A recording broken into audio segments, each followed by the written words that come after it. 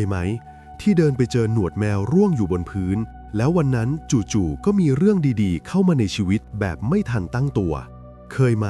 ที่พอได้ยินใครพูดถึงตำนานเครื่องรางนำโชคนี้ก็อดรู้สึกไม่ได้ว่าเอ๊ะหรือว่าเจ้าหนวดเส้นนี้มันมีพลังวิเศษจริงๆเคยไหมที่โชคดีที่เกิดขึ้นแท้จริงแล้วมันไม่ได้มาจากหนวดแมวแต่มาจากสิ่งที่คุณเชื่อในพลังของมันต่างหากสวัสดีครับยินดีต้อนรับกลับสู่เคยไหมพอดแคสต์ที่จะพาคุณไปไขปริศนาความหมายของคำบางคำที่ทำให้เราต้องตั้งคำถามกับตัวเองว่าเคยไหมเอ๊ะเราก็เคยรู้สึกแบบนี้เหมือนกันนะเรื่องของหนวดแมวนี่เป็นหนึ่งในความเชื่อที่คลาสสิกและอยู่คู่สังคมไทยมานานมากจริงๆครับแทบจะเรียกได้ว่าเป็นเครื่องรางประจำบ้านของทาสแมวทั่วประเทศเลยก็ว่าได้ใครๆก็บอกว่าถ้าเจอหนวดแมวที่ร่วงเองได้เนี่ยให้รีบเก็บใส่กระเป๋าสตางค์เลยนะแล้วเงินทองจะไม่ขาดมือจะมีโชคลาภเข้ามาแบบไม่หยุดหย่อนพอได้ยินแบบนี้แล้วก็ชวนให้อมยิ้มและอยากจะหาเจ้าหนวดวิเศษนี้ให้เจอสักเส้นแต่ในฐานะของคนที่ชอบตั้งคำถามเราก็อดสงสัยไม่ได้ครับว่าตกลงแล้วพลังที่แท้จริงที่ทำให้ชีวิตดีขึ้นมากๆเนี่ยมันมาจากเส้นขนคราติ่นที่ตายแล้วหรือว่ามันเป็นกลไกที่ซับซ้อนกว่านั้นเป็นกลไกที่ถูกขับเคลื่อนโดยสมองและความเชื่อของเรากันแน่วันนี้เราจะมาใช้เรื่องของหนวดแมวนี่แหละครับเป็นเหมือนกระจกสะท้อนให้เราได้เห็นว่าการสร้างความโชคดีในชีวิตของเรานั้นมันมีที่มาที่ไปอย่างไรและมันไม่ได้เป็นเรื่องบังเอิญอย่างที่เราเข้าใจเราจะมาค้นหาคำตอบนี้ด้วยการนำ4ศาสตร์ที่ดูเหมือนจะอยู่คนละฝั่งมาเชื่อมโยงกันครับเราจะเริ่มต้นด้วยการทำความเข้าใจกับหนวดแมวในมุมมองของวิทยาศาสตร์ว่ามันคืออะไรทำหน้าที่อะไร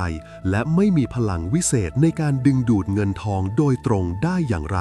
จากนั้นเราจะพาไปเจาะลึกที่จิตวิทยาว่าความเชื่อในเครื่องรางมันส่งผลต่อการตัดสินใจ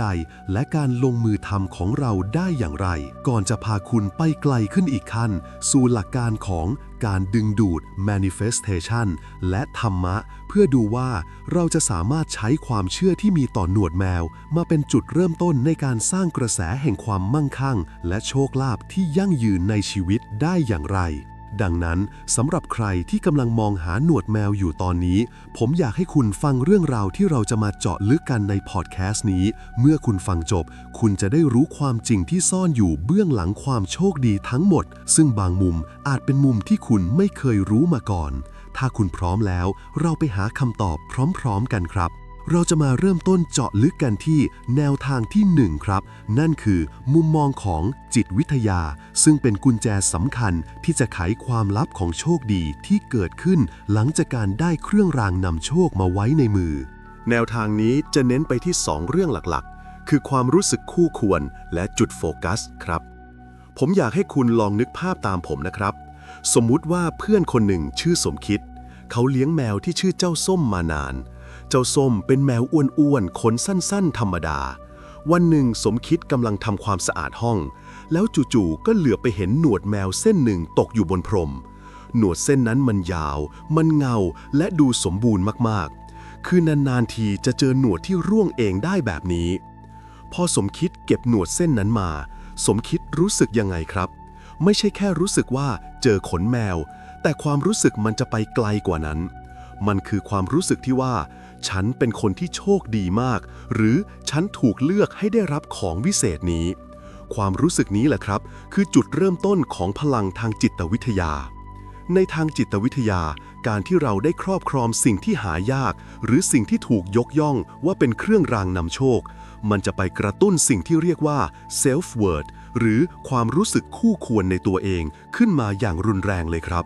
ทำไมถึงเป็นแบบนั้นเพราะหนวดแมวที่ร่วงเองได้มันเป็นสัญลักษณ์ของความบังเอิญที่พิเศษมันไม่ใช่ของที่เดินไปซื้อจากร้านได้ง่ายๆการที่คุณเจอมันจึงทำให้คุณรู้สึกว่าจักรวาลกำลังมอบโอกาสให้ฉันพอเราคิดแบบนี้ปุ๊บโครงสร้างความคิดในหัวของเรามันจะเปลี่ยนไปทันทีลองเทียบกับคนที่ไม่ได้เก็บหนวดแมวได้นะครับเวลาที่เขามีเรื่องดีๆเข้ามาในชีวิตเขาอาจจะคิดว่าอ๋อฟลุกหรือแค่โชคช่วยแต่สำหรับสมคิดที่เพิ่งได้หนวดแมวมาเวลาที่ลูกค้าโทรมาสั่งงานใหญ่สมคิดจะไม่คิดว่าฟลุก แต่สมคิดจะคิดว่าก็แน่นอนสิฉันกำลังดวงขึ้นฉันมีของดีคุ้มครองฉันคู่ควรกับโอกาสนี้นี่คือความแตกต่างที่สำคัญมากครับเมื่อคุณรู้สึกคู่ควรคุณจะอนุญาตให้ตัวเองรับสิ่งดีๆเข้ามาในชีวิตคุณจะกล้าขอเงินเดือนที่สูงขึ้นคุณจะกล้าตัดสินใจในเรื่องที่เสี่ยงแต่คุ้มค่าคุณจะเลิกตั้งคำถามกับตัวเองว่าฉันดีพอหรือยังเพราะในใจคุณมีเจ้าหนวดแมวเส้นนั้นคอยกระซิบอยู่ตลอดเวลาว่าคุณน่ะดีเกินพอแล้วลองคิดถึงเหตุการณ์จริงในชีวิตประจำวันนะครับสมมุติว่าสมคิดทำงานเป็นนักออกแบบก่อนหน้านี้สมคิดเป็นคนขี้กังวลเวลาลูกค้าสั่งให้แก้แบบสมคิดจะยอมแก้ตามที่ลูกค้าบอกทุกอย่างไม่กล้าเถียงไม่กล้าเสนอไอเดียที่ดีกว่าเพราะกลัวว่าลูกค้าจะไม่พอใจแต่หลังจากที่เก็บหนวดแมวเส้นนั้นได้สมคิดตัดสินใจเอาหนวดแมวใส่ไว้ในซองเล็กๆแล้วเก็บไว้ในกระเป๋าใส่ดินสอวันหนึ่งลูกค้าเจ้าประจำโทรมาขอให้แก้แบบที่เป็นไปไม่ได้สมคิดเงียบไปพักหนึ่ง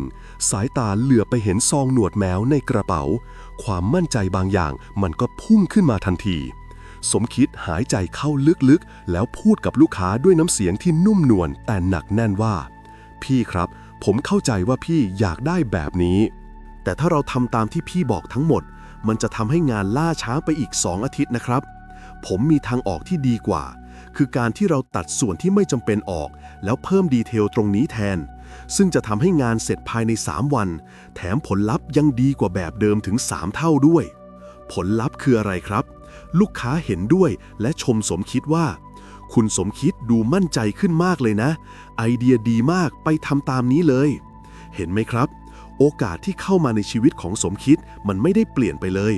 ลูกค้าก็ยังโทรมาขอแก้แบบเหมือนเดิมแต่สิ่งที่เปลี่ยนไป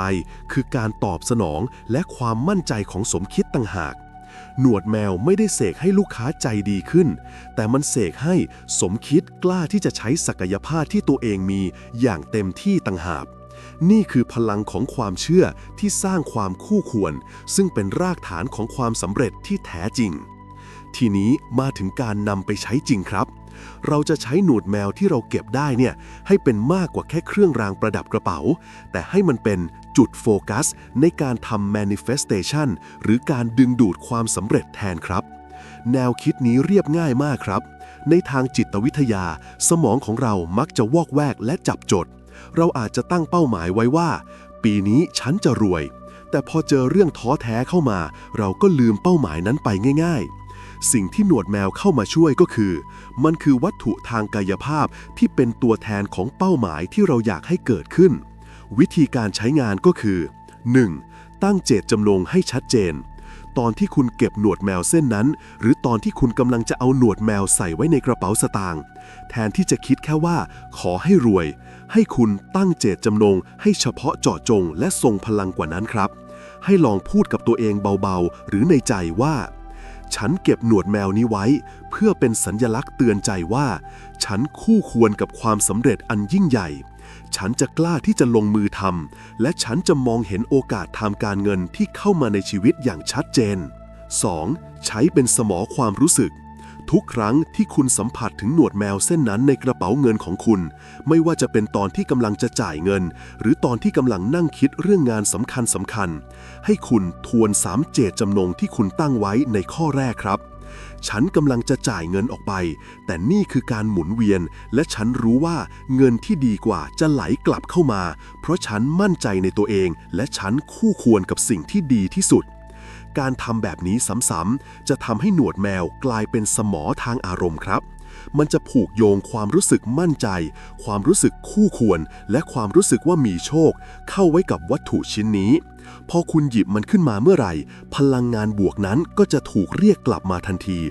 มันทำให้คุณรักษาสภาพจิตใจแบบผู้ที่พร้อมรับโชคเอาไว้ได้ตลอดเวลาการทำแบบนี้ไม่ใช่เรื่องงมงายครับแต่มันคือการใช้หลักการทางจิตวิทยาที่ว่าด้วยการสร้างตัวกระตุ้นและการตอกย้ำความเชื่อในตนเองอย่างสม่ำเสมอหนวดแมวเป็นแค่เครื่องมือ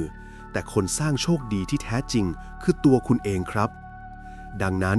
หนวดแมวที่ร่วงเองได้มันมีพลังวิเศษจริงครับแต่มันเป็นพลังวิเศษที่ไม่ได้มาจากเส้นขน แต่มันมาจากการที่มันมอบความรู้สึกคู่ควร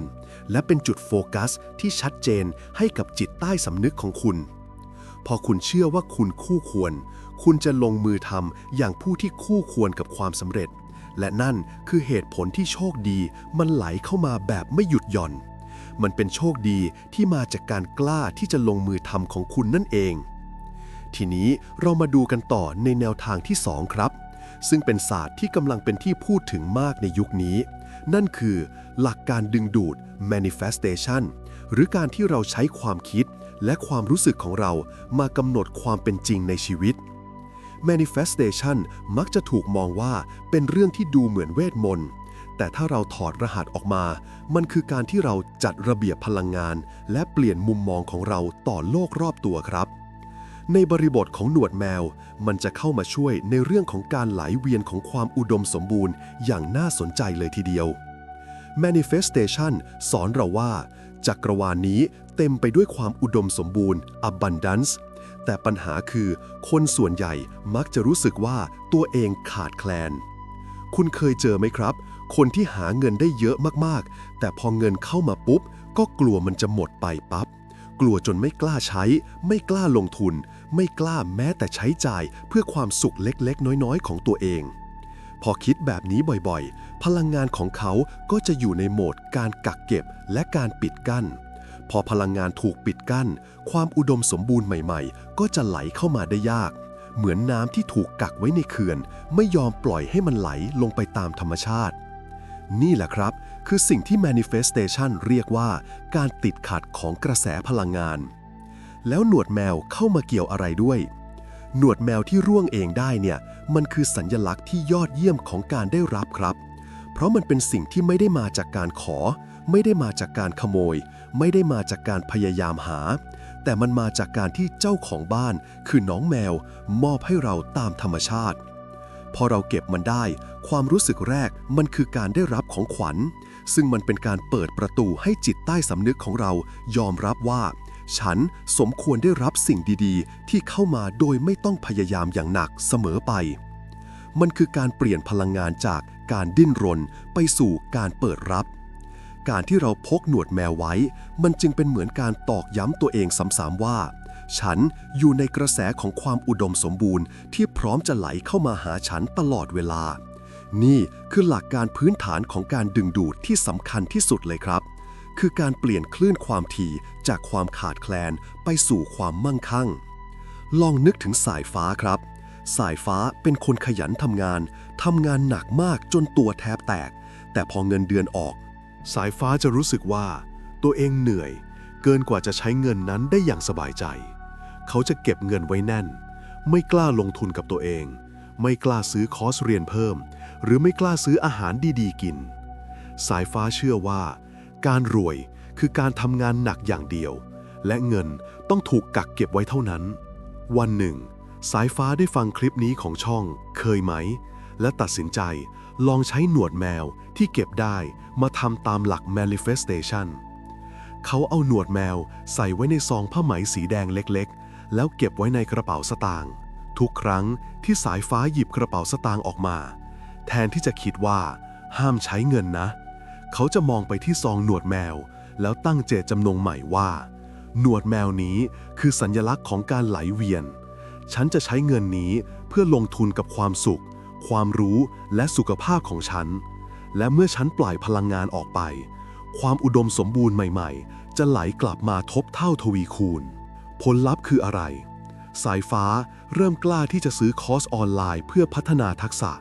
กล้าที่จะลงทุนในโปรแกรมสุขภาพที่ทำให้เขามีพลังในการทำงานมากขึ้นซึ่งการใช้จ่ายเหล่านี้มันไม่ใช่การเสียเงินแต่มันคือการลงทุนและเพราะสายฟ้าลงทุนกับตัวเองทักษะใหม่ที่เขาได้มาก็ช่วยให้เขาได้งานโปรเจกต์ใหญ่ที่จ่ายค่าตอบแทนสูงกว่าเดิมเงินที่ไหลออกไปก่อนหน้ามันก็ไหลกลับเข้ามาจริงๆนี่แสดงให้เห็นว่าหนวดแมวเป็นเพียงสวิตช์ที่เปลี่ยนความเชื่อของสายฟ้าจากการกักเก็บไปเป็นการไหลเวียนต่างหากครับวิธีการใช้หนวดแมวตามหลัก manifestation ยังมีสติและไม่งมงายก็คือการใช้มันเป็นสัญลักษณ์ในการแลกเปลี่ยนพลังงานบวกครับ คุณไม่สามารถคาดหวังว่าหนวดแมวจะเสกเงินล้านให้คุณได้โดยที่คุณไม่ได้ให้อะไรกลับไปเลย หลักการของ manifestation คือการให้แล้วรับอย่างสมดุล 1. การเปิดรับ เมื่อคุณพบหนวดแมวให้คุณตั้งจิตอธิษฐานว่าฉันขอเปิดรับความอุดมสมบูรณ์ที่เข้ามาในชีวิตอย่างเต็มใจและคู่ควร และตระหนักว่าสิ่งที่คุณได้รับมานี้มันคือสิทธิ์ที่คุณพึงมี ไม่ใช่เรื่องที่ต้องรู้สึกผิดหรืออับอาย 2. การแลกเปลี่ยนกับพลังงานบวก เพื่อรักษากระแส abundance flow ให้ไหลเวียนอยู่เสมอ เมื่อคุณได้หนวดแมวมา สิ่งที่คุณต้องทำคือแลกเปลี่ยนพลังงานบวกกลับคืนไปในจักรวาลครับ และจุดที่ง่ายที่สุดคือการทำดีกับเจ้าของหนวดแมวครับ เพิ่มความเมตตา ซื้ออาหารที่ดีที่สุดให้น้องแมว พาไปตรวจสุขภาพอย่างสม่ำเสมอ ใช้เวลากับเขายังมีคุณภาพ ทำบุญเพื่อความอุดมสมบูรณ์ ลองหาโอกาสบริจาคเงินกับมูลนิธิช่วยเหลือสัตว์จรตรัส หรือทำบุญในรูปแบบอื่นที่เกี่ยวกับการให้ชีวิต โดยตั้งเจตจำนงว่า บุญนี้คือการขยายกระแสความมั่งคั่งและเมตตาของฉัน การกระทำเหล่านี้มันไม่ใช่การไถ่บาปหรือติดสินบนจักรวาลนะครับ แต่การสร้างพลังงานของการให้ และตามหลักการดึงดูด เมื่อคุณเป็นผู้ให้ที่เต็มไปด้วยความเมตตา จักรวาลก็จะส่งพลังงานที่เต็มไปด้วยความอุดมสมบูรณ์กลับมาหาคุณ เพราะฉะนั้นหนวดแมวที่อยู่ในกระเป๋าสตางค์ของคุณ มันจึงไม่ได้มีหน้าที่แค่ดึงเงินเข้ามาเท่านั้น แต่มีหน้าที่สำคัญกว่านั้นคือ เตือนให้คุณเป็นผู้ให้ และเตือนให้คุณใช้เงินอย่างชาญฉลาด มันคือสัญลักษณ์ที่ทำให้คุณเชื่อว่า เมื่อคุณกล้าที่จะให้ คุณก็จะกล้าที่จะรับมากขึ้น และการเงินของคุณก็จะไหลเวียนเหมือนสายน้ำที่ไม่เคยหยุดนิ่งนั่นเองครับ บทสรุปของแนวทางที่ 2 manifestation สอนเราว่า โชคดีคือการไหลเวียน หนวดแมวเป็นสัญลักษณ์ของการได้รับโดยธรรมชาติ ดังนั้นจงใช้มันเป็นเครื่องเตือนใจว่าคุณอยู่ในกระแสของความอุดมสมบูรณ์แล้ว สิ่งที่คุณต้องทำต่อไปคือการรักษาการไหลเวียนนั้นด้วยการเป็นผู้ให้และลงทุนกับตัวเองอย่างชาญฉลาด แล้วความมั่งคั่งก็จะตามมาอย่างไม่ขาดสายครับ เราเดินทางมาถึงแนวทางที่ 3 แล้วนะครับ หลังจากที่เราได้เข้าใจพลังของหนวดแมวผ่านแว่นของจิตวิทยาและการดึงดูดที่เน้นเรื่องความมั่นใจและการไหลเวียนของเงิน ทีนี้เราจะพาคุณก้าวเข้าสู่มิติที่ลึกซึ้งและยั่งยืนที่สุด นั่นคือมุมมองของธรรมะครับ หลายคนมองว่าธรรมะเป็นเรื่องของการทำบุญเข้าวัด แต่แก่นแท้ของธรรมะที่ผมจะพูดถึงในวันนี้คือเรื่องของความสัมพันธ์และการกระทำที่ส่งผลต่อจิตใจของเรา เรามาดูกันว่าการได้รับหนวดแมวที่ร่วงเองจากเจ้านายเนี่ยมันจะเชื่อมโยงกับเรื่องของบุญสัมพันธ์และความเมตตาได้อย่างไร และทำไมการตอบแทนด้วยเมตตาจึงเป็นรูปแบบของการสร้างโชคลาภที่มั่นคงที่สุด ตามหลักธรรมะทุกสิ่งในโลกนี้ล้วนมีความสัมพันธ์กัน การที่สัตว์ตัวหนึ่งยอมเข้ามาอยู่ในชีวิตเรา การที่เราเลี้ยงดูเขา การที่เขารักและไว้ใจเรา หรือแม้กระทั่งการที่เขามานอนข้างๆเราตอนที่เรากำลังอ่อนแอ นี่ไม่ใช่เรื่องบังเอิญครับ แต่มันคือบุญสัมพันธ์หรือกรรมดีร่วมกันที่เคยสร้างกันมา ทีนี้เรามาดูที่เจ้าหนวดแมวที่ร่วงเองตามธรรมชาติกันครับ หนวดแมวอย่างที่เราคุยกันในพาร์ทหนึ่งมันคืออวัยวะรับสัมผัสที่สำคัญที่สุดของน้อง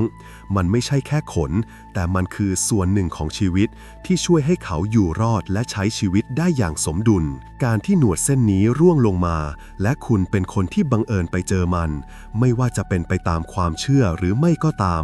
ในเชิงของธรรมะเราสามารถตีความได้ว่าเป็นการอนุญาตหรือการมอบให้จากสิ่งมีชีวิตที่อ่อนแอหนวดที่ร่วงเองคือการสละส่วนหนึ่งของร่างกายที่ไม่จำเป็นแล้วการมอบให้แก่เราคือการที่เราได้รับพรที่มาพร้อมกับความไว้ใจคือเมตตาที่น้องแมวได้สร้างและสะสมไว้โดยที่เขาไม่ได้เรียกร้องอะไรจากเราเลยนอกจากอาหารและที่พักพิงที่ดีลองนึกภาพตามนะครับรุ่งอรุณเป็นทาสแมวที่มีแมวสลิดอยู่ตัวหนึ่งชื่อเจ้าเหมียวรุ่งอรุณดูแลเจ้าเหมียวอย่างดีไม่เคยตีให้อาหารดีๆและเล่นด้วยทุกวันวันหนึ่งรุ่งอรุณกำลังจะไปเสนองานใหญ่กับลูกค้ารู้สึกประหม่ามาก จู่ๆก็เห็นหนวดเจ้าเหมียวร่วงอยู่บนหมอนที่เขากำลังจะหยิบไปหนุนรุ่งอรุณไม่ได้เก็บหนวดนั้นด้วยความโลภว่าฉันจะเอาไปเรียกเงินแต่เก็บด้วยความรู้สึกซาบซึ้งว่านี่คือของขวัญนี่คือเมตตาที่เจ้าเหมียวมอบให้ฉันเหมือนเป็นกำลังใจให้ฉันกล้าที่จะออกไปต่อสู้พอรุ่งอรุณเอาหนวดนั้นใส่กระเป๋าไปทำงานตลอดทั้งวันเขารู้สึกได้ถึงพลังงานที่แปลกออกไปไม่ใช่พลังงานวิเศษแต่เป็นพลังงานของความสงบในใจเพราะเขารู้สึกว่าถ้าสิ่งมีชีวิตเล็กๆที่เขารักยังให้กำลังใจเขาขนาดนี้เขาจะยอมแพ้ไม่ได้การนำเสนองานเลยออกมาจากความมั่นใจและความตั้งใจจริงสุดท้ายรุ่งอรุณก็ได้งานนั้นมาในมุมมองของธรรมะโชคลาภที่รุ่งอรุณได้รับมันไม่ได้มาจากความขลังของหนวดแมวแต่มันมาจากเมตตาภาวนาที่เกิดขึ้นในใจเขาต่างหากครับการที่เขารู้สึกซาบซึ้งและเต็มไปด้วยเมตตาต่อสัตว์เลี้ยงมันทำให้จิตใจของเขาสงบและเมื่อจิตสงบการตัดสินใจและการกระทำก็จะแม่นยำและถูกต้องซึ่งเป็นคุณสมบัติของผู้มีโชคอย่างแท้จริงเมื่อเราได้รับเมตตาจากน้องแมวแล้วตามหลักธรรมะการที่บุญสัมพันธ์จะยั่งยืนและสร้างโชคดีให้เราได้อย่างต่อเนื่องเราต้องรู้จักอุทิศบุญให้เป็นครับการอุทิศบุญในที่นี้ไม่ใช่แค่การท่องบทสวดแล้วส่งให้ลอยๆแต่เป็นการตั้งเจตจำนงและทำกรรมดีอย่างมีสติเพื่อให้น้องแมวได้รับพลังงานบวกจากเรากลับไปบ้างวิธีการทำอย่างง่ายและทรงพลัง 1. บุญจากการดูแลสิ่งแรกที่คุณต้องทำคือการดูแลน้องแมวให้ดีที่สุดการให้อาหารที่ดีที่สุดการพาไปหาหมอเมื่อป่วยการให้ความรักทั้งหมดนี้คือทานการงดเว้นการเบียดเบียนในระดับพื้นฐานเลยครับทุกครั้งที่คุณดูแลน้องด้วยความรักให้ตั้งจิตว่าบุญจากการดูแลด้วยเมตตานี้ขอจงเป็นกำลังบุญกลับคืนสู่เจ้าเหมียวการทำแบบนี้คือการเติมเต็มบุญสัมพันธ์ในปัจจุบันให้แข็งแกร่ง 2. บุญจากการภาวนาและอุทิศเมื่อคุณทำความดีอะไรก็ตามไม่ว่าจะเป็นการสวดมนต์การทำสมาธิหรือการทำบุญในรูปแบบอื่นๆให้คุณเจาะจงอุทิศส่วนกุศลนี้ให้กับเจ้าของหนวดที่ให้โชคคุณครับโดยตั้งใจอย่างจริงจังว่าด้วยอานิสงส์แห่งบุญกุศลนี้ข้าพเจ้าขออุทิศส่วนบุญส่วนกุศลนี้แก่ชื่อแมวที่ได้มอบกำลังใจและเมตตาแก่ข้าพเจ้าขอให้เขาจงมีความสุขปลอดภัยจากทุกภัยทั้งปวงและขอให้เมตตาธรรมที่ข้าพเจ้าส่งไปจงย้อนกลับมาเป็นกำลังใจให้ข้าพเจ้าดำเนินชีวิตด้วยความมั่นคงและมีสติการอุทิศบุญแบบนี้ไม่ใช่เรื่องงมงายครับแต่มันคือการใช้หลักการของกรรมและวิบากกรรมให้เป็นประโยชน์เมื่อคุณสร้างกรรมดีการมีเมตตาและตั้งใจอุทิศบุญวิบากกรรมที่ดีโชคดีและความสงบในใจก็จะหมุนเวียนกลับมาหาคุณอย่างเป็นธรรมชาติและนี่คือวงจรของความโชคดีที่ยั่งยืนที่สุดที่ไม่ได้จบแค่หนวดเส้นเดียวแต่ดำเนินไปตลอดชีวิตของคุณบทสรุปของแนวทางที่ 3 ธรรมะสอนเราว่าโชคดีที่แท้จริงเริ่มจากจิตที่เปี่ยมด้วยเมตตาหนวดแมวเป็นเพียงสัญลักษณ์ที่เตือนใจเราว่าเราได้รับเมตตาจากสิ่งมีชีวิตที่อ่อนแอจงตอบแทนบุญสัมพันธ์นี้ด้วยการดูแลเขาอย่างดีที่สุดและหมั่นอุทิศบุญด้วยความตั้งใจจริงเพราะความสงบและความเมตตาในจิตใจของคุณนั่นแหละครับ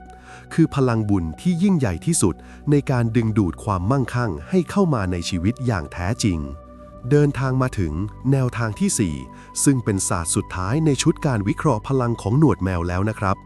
เราได้ผ่านเรื่องของวิทยาศาสตร์ไปแล้วว่าหนวดแมวไม่มีพลังวิเศษ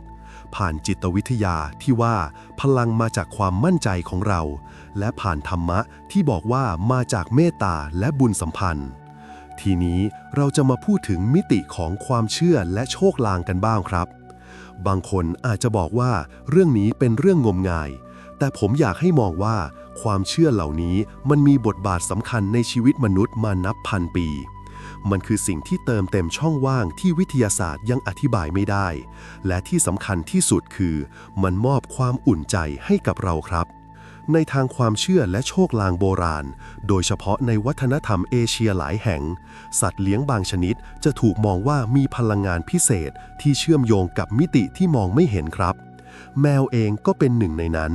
ด้วยดวงตาที่วาววับในความมืดและประสาทสัมผัสที่ไวเกินมนุษย์ทำให้แมวถูกยกย่องให้เป็นสัตว์ที่มีความสามารถในการรับรู้พลังหรือลางบอกเหตุ หนวดแมวที่หลุดร่วงเองจึงถูกมองว่าเป็นเสาอากาศนำโชคหรือยันคุ้มครองที่น้องแมวทิ้งไว้ให้เจ้าของโดยตั้งใจ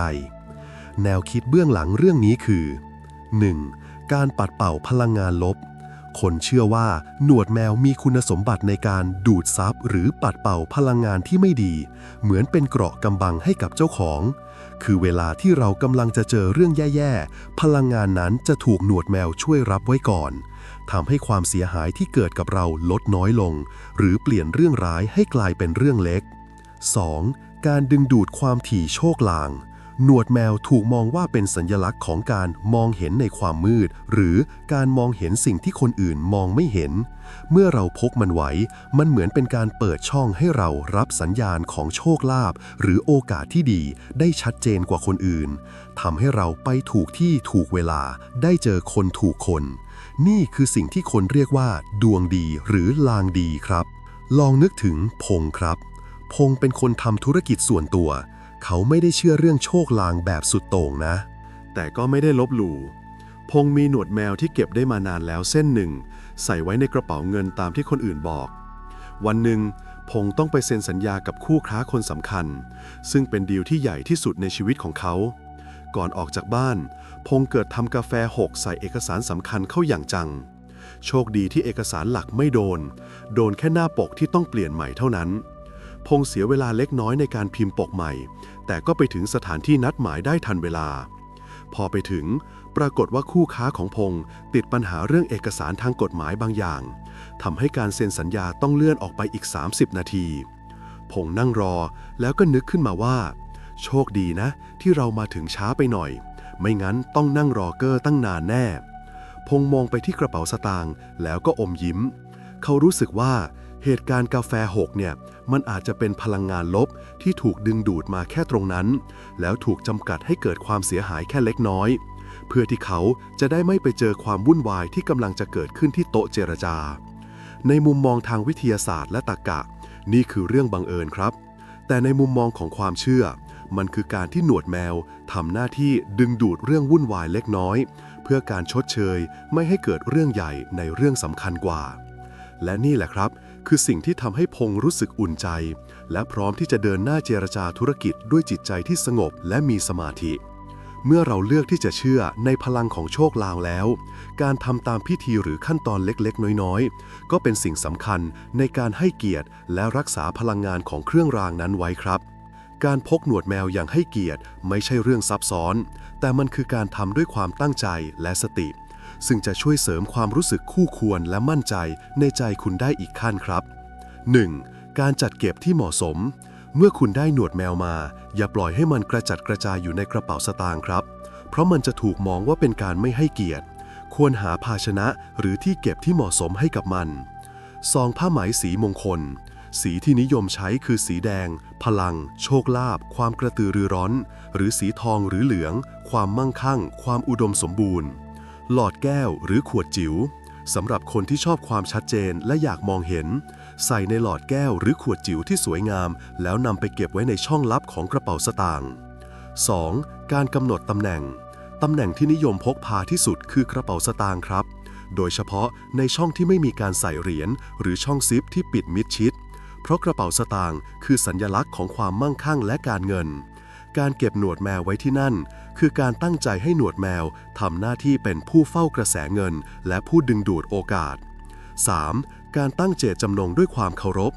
ก่อนจะนำไปเก็บให้คุณถือหนวดแมวไว้ในมือแล้วกล่าวคำอธิษฐานสั้นๆด้วยความเคารพและสำนึกในบุญคุณของน้องแมวหนวดแมวนี้คือพรที่ได้รับจากเจ้าเหมียวขอให้เป็นเสาอากาศนำทางให้ฉันไปสู่โอกาสที่ดีคุ้มครองให้จิตใจฉันมั่นคงและมีสติและปัดเป่าพลังงานลบที่เข้ามาในชีวิตการทำพิธีเล็กๆน้อยๆนี้เป็นการกระตุ้นพลังทางจิตวิทยาให้ทำงานเต็มที่ครับเมื่อคุณรู้สึกว่าคุณได้ทำตามขั้นตอนอย่างถูกต้องและให้เกียรติแล้วความเชื่อมั่นในเครื่องรางก็จะเพิ่มขึ้นและอย่างที่เราคุยกันมาตั้งแต่แรกว่าความเชื่อมั่นที่เพิ่มขึ้นนี่แหละครับคือพลังที่ขับเคลื่อนให้คุณกล้าคว้าโอกาสจนทำให้ชีวิตดีขึ้นได้จริงๆบทสรุปของแนวทางที่ 4 ความเชื่อและโชคลางมอบกรอบป้องกันทางใจที่สำคัญให้กับเราครับหนวดแมวเป็นสัญลักษณ์ของการปัดเป่าพลังงานลบและการคุ้มครองจงพกมันอย่างให้เกียรติและมีสติเพื่อให้ความอุ่นใจนี้เป็นฐานที่มั่นคงให้คุณสามารถใช้พลังงานบวกความมั่นใจและเมตตาที่มีอยู่ในตัวคุณเพื่อสร้างความมั่นคั่งที่ยั่งยืนต่อไปครับเราเดินทางมาถึงแนวทางที่ 6 แล้วนะครับซึ่งถือเป็นการเริ่มต้นช่วงลงมือทำอย่างมีสติเมื่อกี้ใน 4 แนวทางที่ผ่านมาเราได้ถอดรหัสแล้วว่าพลังของหนวดแมวไม่ได้มาจากตัวหนวดเองแต่มันมาจากความมั่นใจการเปิดรับความอุดมสมบูรณ์เมตตาธรรมและความอุ่นใจที่เราได้รับจากความเชื่อนั้นๆดังนั้นสำหรับใครที่กำลังถือหนวดแมวที่เก็บได้อยู่ในมือตอนนี้หรือกำลังมองหาหนวดแมวอยู่แนวทางที่ 5 นี้คือสิ่งที่สำคัญที่สุดครับเราจะมาดูกันว่า Ritual Tip หรือขั้นตอนการเก็บและรับมอบโชคอย่างถูกต้องตามหลักจิตวิทยาและความเชื่อเพื่อให้เกิดพลังสูงสุดในชีวิตของเรานั้นมีอะไรบ้างจำไว้นะครับว่าการที่เราจะใช้หนวดแมวเป็นจุดโฟกัสพลังงานบวกหรือเป็นสมอทางอารมณ์เราต้องเริ่มต้นด้วยการให้เกียรติและสร้างความเชื่อมโยงทางจิตใจที่ชัดเจนก่อนลองนึกถึงน้ำใสเป็นคนที่ไม่ค่อยเชื่อเรื่องเครื่องรางอะไรสักเท่าไหร่แต่พอได้ฟังเรื่องราวของหนวดแมวน้ำใสตัดสินใจลองทำดูสักครั้งวันหนึ่งเธอพบหนวดแมวของเจ้าคุกกี้ร่วงอยู่ใต้เตียงน้ำใสเก็บมันมาด้วยความรู้สึกตื่นเต้นนิดหน่อยแทนที่จะโยนหนวดแมวเข้ากระเป๋าสตางค์ทันทีน้ำใสทำตามขั้นตอนอย่างมีสติครับ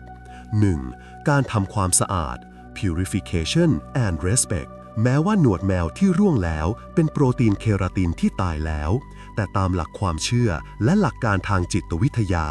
การทำความสะอาดจะช่วยให้เรารู้สึกว่าเราได้ชำระสิ่งที่ไม่ดีออกไป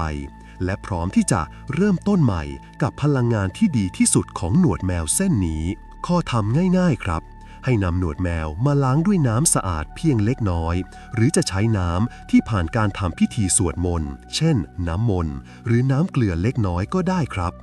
การทำความสะอาดนี้ใช้เวลาไม่นานแต่เป็นการแสดงความเคารพต่อของขวัญที่เราได้รับมาจากน้องแมวเป้าหมายทางจิตใจการล้างนี้เป็นการล้างความสงสัยและพลังงานลบที่ติดมากับสิ่งของ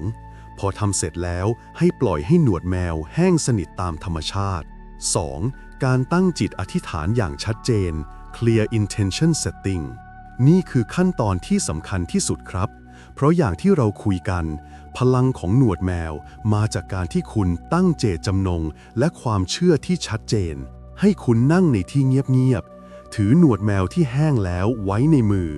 หลับตาลงช้าๆและตั้งจิตอธิษฐานให้ชัดเจนว่าคุณต้องการอะไรจากหนวดแมวเส้นนี้และคุณจะตอบแทนมันด้วยอะไรตัวอย่างการตั้งจิตอธิษฐานที่ทรงพลังโดยนำเอา4ศาสตร์มารวมกันข้าพเจ้าขอขอบคุณในเมตตาของชื่อแมวที่ได้มอบหนวดเส้นนี้ให้แก่ข้าพเจ้าในฐานะเครื่องเตือนใจข้าพเจ้าขอให้หนวดเส้นนี้เป็นสัญลักษณ์ที่ทำให้ข้าพเจ้ามั่นใจในตนเองอยู่เสมอขอให้ข้าพเจ้าคู่ควรกับความสำเร็จอันยิ่งใหญ่ขอให้หนวดเส้นนี้เป็นเสาอากาศที่นำพาข้าพเจ้าไปสู่โอกาสในการสร้างความมั่งคั่งและการไหลเวียนของเงินทองที่ดีและข้าพเจ้าสัญญาว่าจะตอบแทนเมตตานี้ด้วยการดูแลชื่อแมวให้ดีที่สุดและจะใช้ความมั่นใจที่ได้นี้ไปลงมือทำเพื่อสร้างชีวิตที่อุดมสมบูรณ์อย่างยั่งยืน 3. การเก็บในภาชนะที่เหมาะสม The Final Placement หลังจากตั้งจิตแล้วให้คุณบรรจุหนวดแมวลงในภาชนะที่เหมาะสมทันที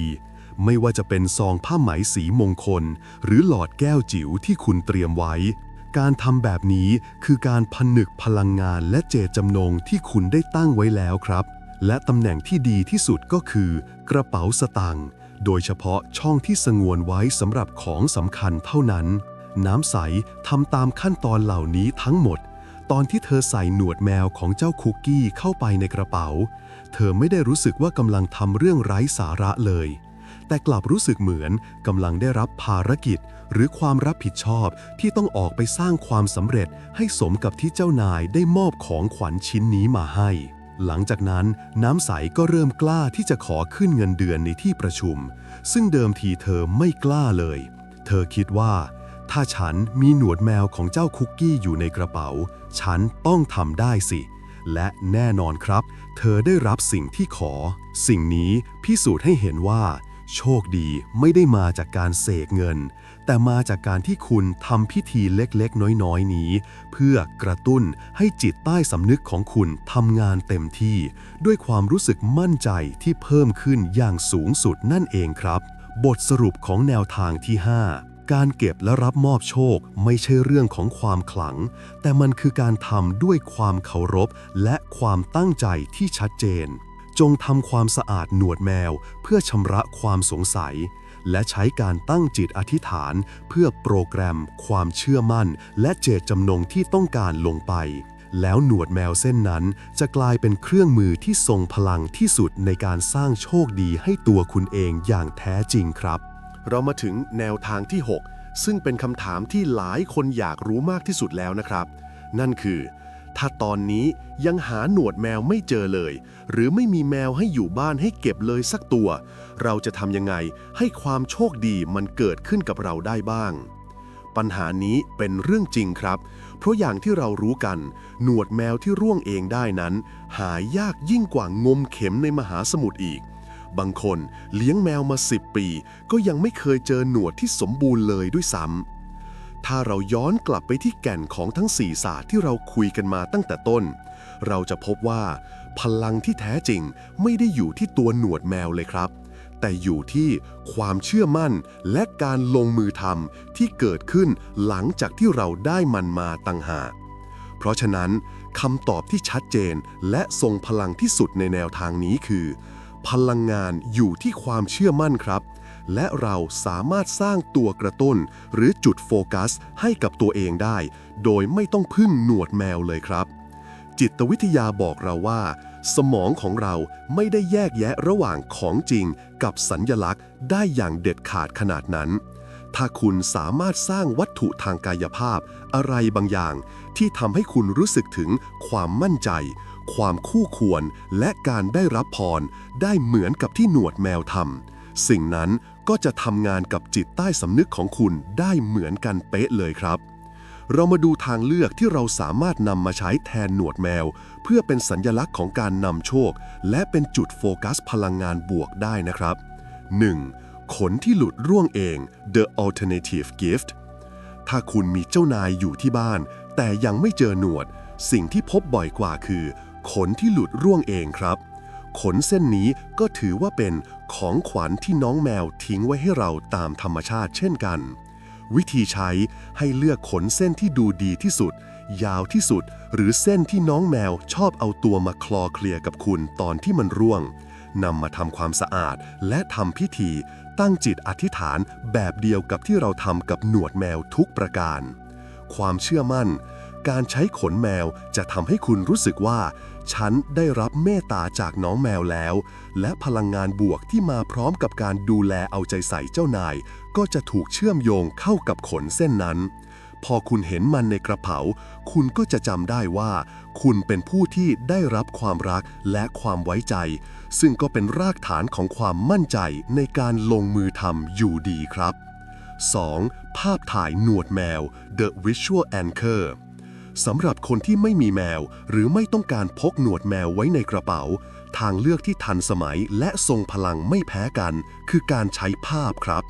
คุณอาจจะไปถ่ายรูปหนวดแมวจากอินเทอร์เน็ตที่ดูสวยงามและสมบูรณ์ที่สุดมาใช้หรือไปถ่ายรูปน้องแมวที่รักของเพื่อนคุณมาสักภาพก็ได้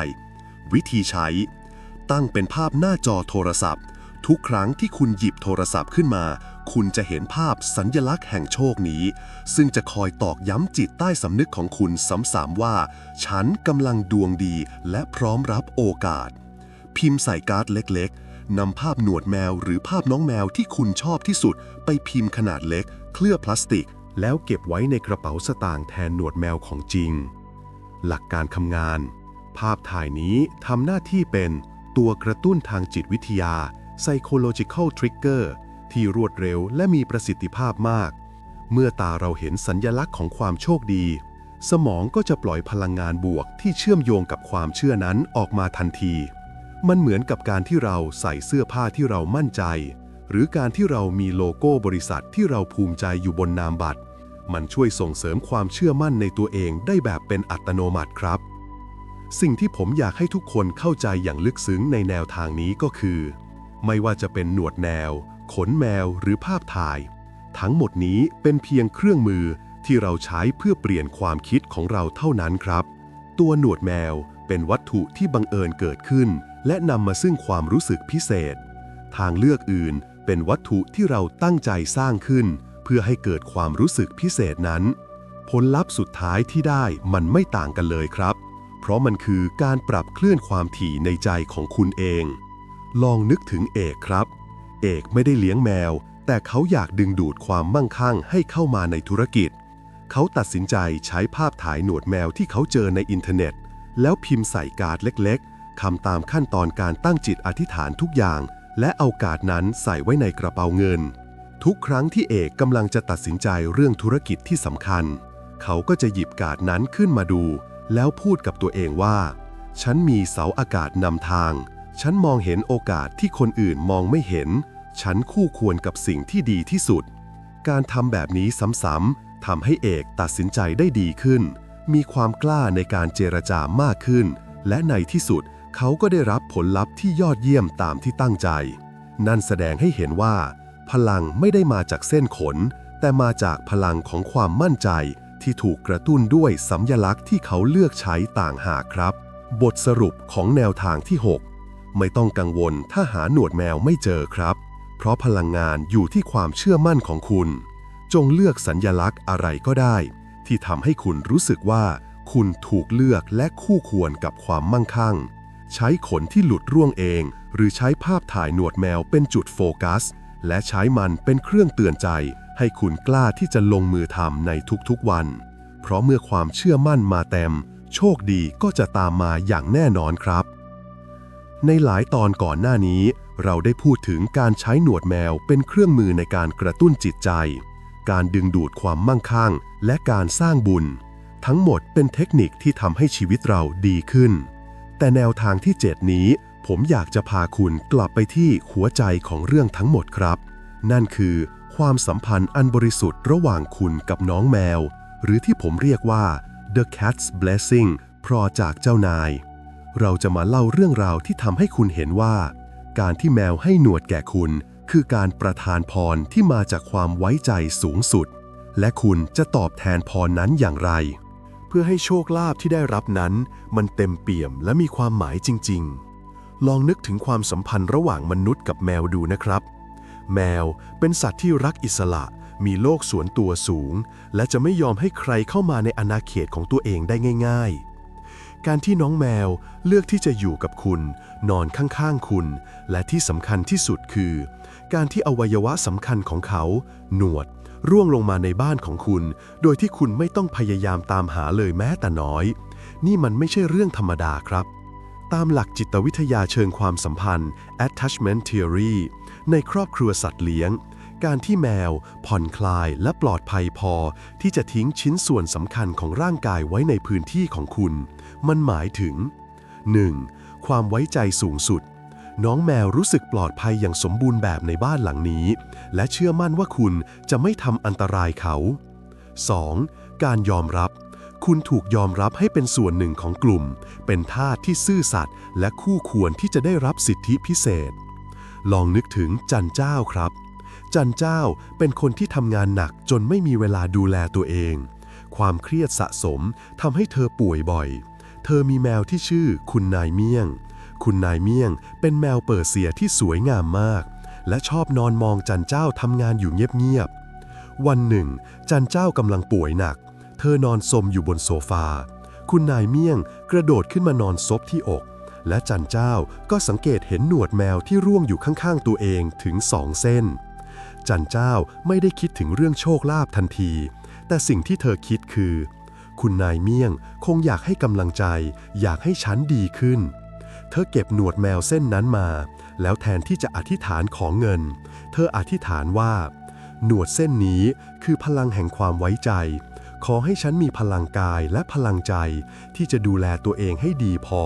เพื่อที่จะได้มีชีวิตที่อยู่ดูแลคุณนายเมี่ยงได้นานๆหลังจากนั้นจันเจ้าเริ่มเปลี่ยนพฤติกรรมเธอจัดสรรเวลาพักผ่อนออกกำลังกายและกินอาหารที่มีประโยชน์มากขึ้น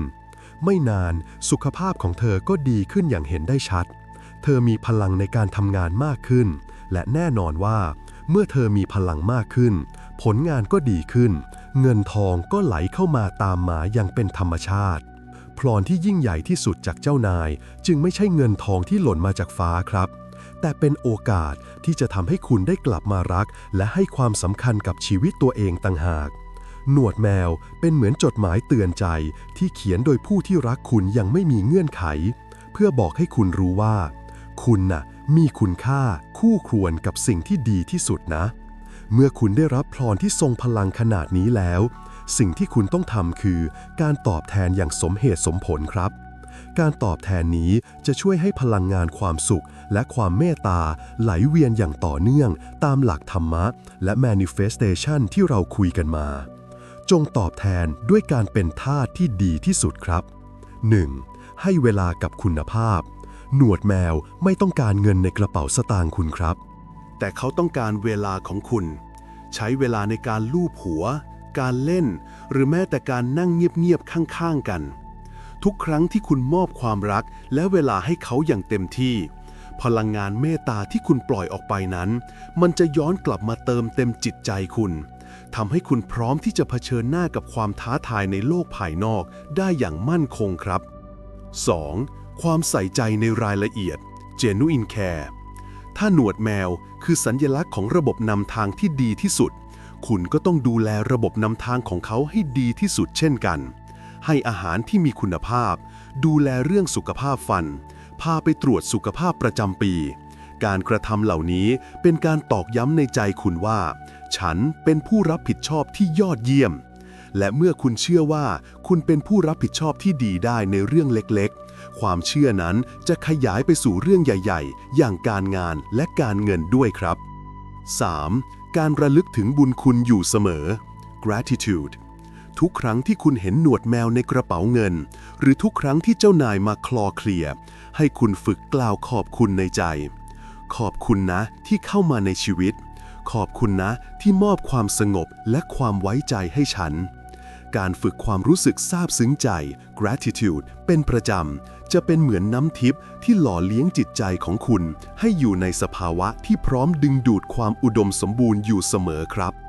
บทสรุปของแนวทางที่ 7 พรจากเจ้านายคือความไว้ใจอันยิ่งใหญ่ที่มอบให้คุณจงใช้หนวดแมวเป็นเครื่องเตือนใจว่าคุณมีคุณค่าและคู่ควรแก่ความรักและตอบแทนความไว้ใจนั้นด้วยการเป็นทาสที่ดีที่สุดครับเพราะเมื่อคุณรับและดูแลสิ่งมีชีวิตเล็กๆด้วยความเมตตาอย่างแท้จริงความสงบสุขความมั่นใจและโชคดีในชีวิตของคุณก็จะตามมาอย่างไม่มีวันหมดตอนนี้มาถึงคำถามที่เราต้องตอบให้ได้ก็คือจากทั้งหมดที่เราคุยกันมาสรุปแล้วฉันควรจะเลือกเชื่อในศาสตร์ไหนมากที่สุดเพื่อให้ความร่ำรวยและความสุขมันเกิดขึ้นอย่างยั่งยืนคำตอบนั้นไม่ได้ซับซ้อนเลยครับมันคือการหาสูตรผสมที่ลงตัวที่สุดที่คุณสามารถใช้ได้จริงในชีวิตประจำวัน The Final Verdict ความร่ำรวยที่ยั่งยืนจะมาจากความเชื่อที่นำไปสู่การลงมือทำและการมีเมตตาเท่านั้นครับและนี่คือ3ประเด็นหลักที่ผมอยากให้คุณจำไว้ให้ขึ้นใจซึ่งเป็นแก่นของทุกแนวทางที่เราได้พูดคุยกันมา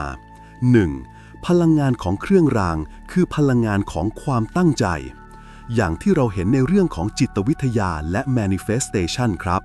หนวดแมวเป็นเพียงสัญลักษณ์ที่ว่างเปล่าจนกว่าคุณจะใส่ความเชื่อมั่นลงไปในมัน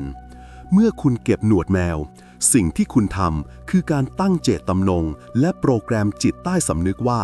ฉันคู่ควรกับความมั่งคั่งความรู้สึกคู่ควรนี้แหละครับคือพลังงานที่แท้จริงจงใช้หนวดแมวเป็นเหมือนเครื่องมือสื่อสารกับตัวเอง ทุกครั้งที่สัมผัสมันให้คุณรู้ทันทีว่าฉันมีพลังที่จะสร้างความโชคดีด้วยการลงมือทำของฉันเองความกล้าที่จะลาออกจากงานที่ทำแล้วไม่มีความสุขหรือกล้าที่จะเสนอไอเดียใหม่ๆทั้งหมดนี้คือโชคดีที่ถูกสร้างขึ้นด้วยความมั่นใจที่เพิ่มขึ้นของคุณเองครับ 2. โชคลาภที่ยั่งยืนเท่ากับผลลัพธ์ของเมตตาตามที่เราได้เจาะลึกไปในธรรมะและพรจากเจ้านายครับโชคดีที่มาอย่างต่อเนื่องและทำให้ชีวิตเราสงบสุขมันมาจากเมตตาการที่แมวให้หนวดแก่คุณคือการที่คุณได้รับเมตตาที่บริสุทธิ์การตอบแทนด้วยการเป็นทาสที่ดีที่สุดคือการสร้างบุญสัมพันธ์และความรู้สึกดีๆที่ย้อนกลับมาที่ตัวคุณเต็มๆคุณจะพบว่าคนที่มีความสุขที่สุดไม่ใช่คนที่ร่ำรวยที่สุดแต่คือคนที่จิตใจสงบที่สุดและการมีเมตตาต่อสัตว์เลี้ยงของเรานี่แหละครับคือรากฐานของความมั่งคั่งที่ยั่งยืนที่สุดนั่นเองครับ 3. การมูที่ถูกวิธีเท่ากับการมูอย่างมีสตินี่คือบทสรุปที่สำคัญที่สุดครับผมอยากให้คุณจำคำว่ามูอย่างมีสติไว้ให้ขึ้นใจมูอย่างมีสติคือการใช้ความเชื่อเป็นพลังขับเคลื่อนไม่ใช่ไม้เท้าค้ำยันมูอย่างมีสติคือการรู้ว่าหนวดแมวเป็นเพียงสัญลักษณ์ส่วนผลลัพธ์มาจากมือของคุณโชคดีที่แท้จริงเริ่มต้นจากความรักและความเชื่อมั่นในตนเองครับเพราะไม่ว่าคุณจะมีหรือไม่มีหนวดแมวคุณก็จะเป็นคนที่คู่ควรและลงมือทำเพื่อให้ได้มาซึ่งความโชคดีและชีวิตที่ดีขึ้นมากๆด้วยตัวของคุณอยู่แล้วจงจำไว้ว่าหนวดแมวไม่ใช่พ่อมดแต่เป็นกระจกที่สะท้อนพลังที่ยิ่งใหญ่ในตัวคุณออกมาครับตลอดทางที่ผ่านมาเราได้ข้อสรุปสุดท้ายร่วมกันแล้วว่าความร่ำรวยที่ยั่งยืนจะมาจากความเชื่อที่นำไปสู่การลงมือทำและการมีเมตตาเท่านั้นดังนั้นจงใช้พลังความเชื่อมั่นที่คุณได้รับจากการไขรหัสหนวดแมวนี้เป็นแรงผลักดันให้คุณกล้าหาญลงมือทำสิ่งที่ท้าทายและใช้ชีวิตด้วยความเมตตาอยู่เสมอเพราะคุณได้กลายเป็นแหล่งกำเนิดของความโชคดีนั้นด้วยตัวของคุณแล้วครับนี่แหละคือความหมายที่แท้จริงของการมูอย่างมีสติหวังว่าพอดแคสต์ในตอนนี้จะช่วยให้คุณมองเห็นถึงความลับที่ซ่อนอยู่ในเส้นหนวดของเจ้านายและพร้อมที่จะนำมันไปใช้เป็นกุญแจสำคัญสู่การสร้างชีวิตที่มั่งคั่งและอุดมสมบูรณ์อย่างยั่งยืนนะครับแล้วคุณล่ะครับหลังจากได้ฟังเรื่องราวทั้งหมดของเราในตอนนี้คุณได้พบว่าโชคดีในชีวิตของคุณไม่ใช่เรื่องบังเอิญแต่มันเริ่มต้นจากเมตตาที่คุณมอบให้เจ้านายของคุณหรือเปล่าลองใช้เวลาสักนิดทบทวนเรื่องราวที่เกิดขึ้นแล้วคุณอาจจะเห็นว่าโชคที่ยิ่งใหญ่ที่สุดกำลังถูกสร้างขึ้นด้วยความพยายามและความมั่นคงในจิตใจของคุณเองมาโดยตลอดคุณเลือกเชื่อในศาสตร์ไหนมากที่สุดจิตวิทยา manifestation ธรรมะหรือความเชื่อและคุณเคยเจอหนวดแมวร่วงมาได้โชคอะไรคอมเมนต์มาแชร์สตอรี่ของคุณหน่อยนะครับหากเรื่องราวในวันนี้ทำให้คุณนึกถึงใครบางคนที่กำลังรู้สึกกังวลกับความสำเร็จที่ยังมาไม่ถึงหรือคนที่กำลังมองหาความเชื่อมั่นในตัวเองอยู่อย่าเก็บพลังดีๆนี้ไว้คนเดียวส่งต่อเรื่องราวตอนนี้ไปให้เขาฟังนะครับเพราะบางทีความเข้าใจใหม่ๆในเวลาที่เหมาะสมอาจจะช่วยให้เขาเริ่มต้นสร้างเส้นทางเดินของตัวเองได้อย่างมั่นคงและไม่ลืมที่จะตอบแทนพรจากน้องแมวด้วยการเป็นทาสที่ดีที่สุดครับถ้าคุณชอบสิ่งที่ผมทำและอยากสนับสนุนให้มีเรื่องราวดีๆแบบนี้ต่อไปอีกอย่าลืมกดไลค์และกดติดตามพร้อมเปิดการแจ้งเตือนเพื่อที่คุณจะได้ไม่พลาดทุกเรื่องราวดีๆที่เราตั้งใจสร้างสรรค์มาให้คุณโดยเฉพาะนะครับแล้วพบกันใหม่ในตอนหน้ากับเคยไหมพอดแคสต์สวัสดีครับ